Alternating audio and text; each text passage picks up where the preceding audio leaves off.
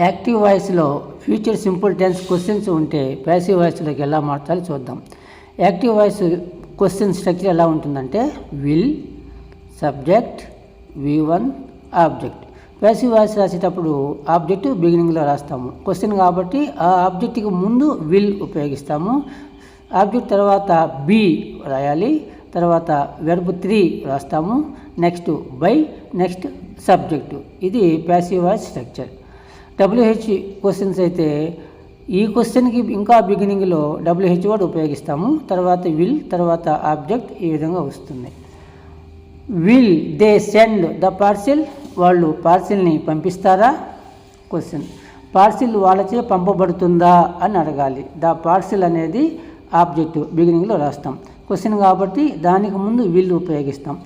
Object తర్వాత B రాస్తాము, సెండ్ని send V3గా రాస్తాము, నెక్స్ట్ బై, తర్వాత దెమ్గా మారి రాస్తాము. Will the parcel be sent by them, parcel వాళ్ళచే పంపబడుతుందా అని మారుతుంది. అదే ఇంటరాగేటివ్ క్వశ్చన్ ఉంటే ప్యాసివ్లో ఎలా చెప్పాలో చూద్దాం. Where will she right the exam, ఆమె ఎగ్జామ్ ఎక్కడ రాస్తుంది? Active voice question. ఎగ్జామ్ ఎక్కడ రాయబడుతుంది అని అడగాలి. వేర్ అలాగే రాస్తాము.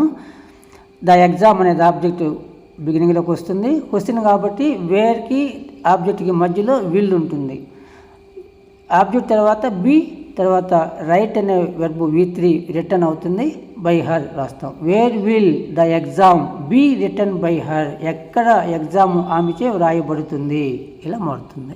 యాక్టివ్ వాయిస్లో నెగిటివ్ క్వశ్చన్స్ ఉంటే ప్యాసివ్ వాయిస్ ఎలా చెప్పాలో చూద్దాం. Will you not send the bike, నువ్వు బైక్ని అమ్మవా? బైక్ నీచే అమ్మబడదా అని అడగాలి. ద బైక్ అనే ఆబ్జెక్ట్ ముందు రాస్తాము, దానికి ముందు విల్ ఉపయోగించాలి. ఆబ్జెక్ట్ తర్వాత నెగిటివ్ కాబట్టి నాట్, ఆ నాట్ తర్వాత బి ఉపయోగిస్తాము.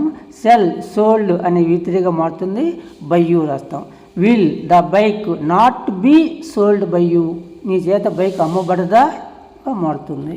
నెగిటివ్ ఇంటరాగేటివ్ క్వశ్చన్ని ప్యాసివ్ వాయిస్లో ఎలా చెప్పాలో చూద్దాం. Why will Raju take decision, Raju ఎందుకు నిర్ణయం తీసుకోడు?